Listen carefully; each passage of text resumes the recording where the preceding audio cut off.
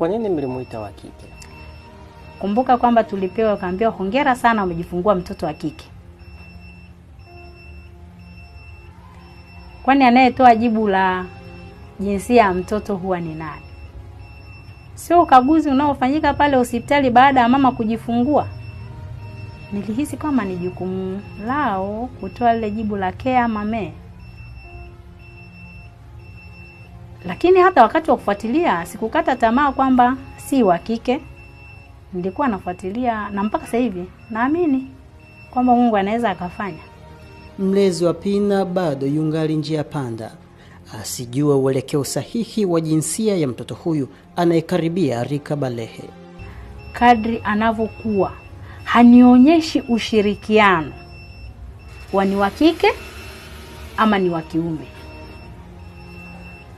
Ila anapenda sana kucheza mpira. Yaani michezo yake ya nguvu. Anapenda sana kucheza mpira. Kampani yake, kumwangalia kampani yake nyingi sana ni hawa watoto wa kiume hivyo yani. Kwa hiyo kumpatia jibu sahihi mpaka dakika hii kwamba ni mtoto wa design gani sijui. Kadri anavyokuwa unamuona kwamba kabisa kwamba kuna kaunyonge fulani na hisi anatamani kujitambua kwamba yeye ni mtu wa design gani. Amechoka kuvaa sketi.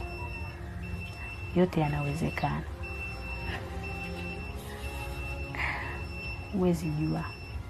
Kwa sababu si tofauti njia ya uzazi tu, ni kwamba hata hizi coach za maumbile yake kuna vitu vigumu. Kwa hiyo inawezekana pia zikawa hatujajua ni zipi zitabalance kwake.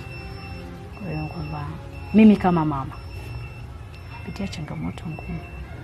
Wewe ulitamani awe wa jinsia gani? Siwezi kumchagulia mtoto gender.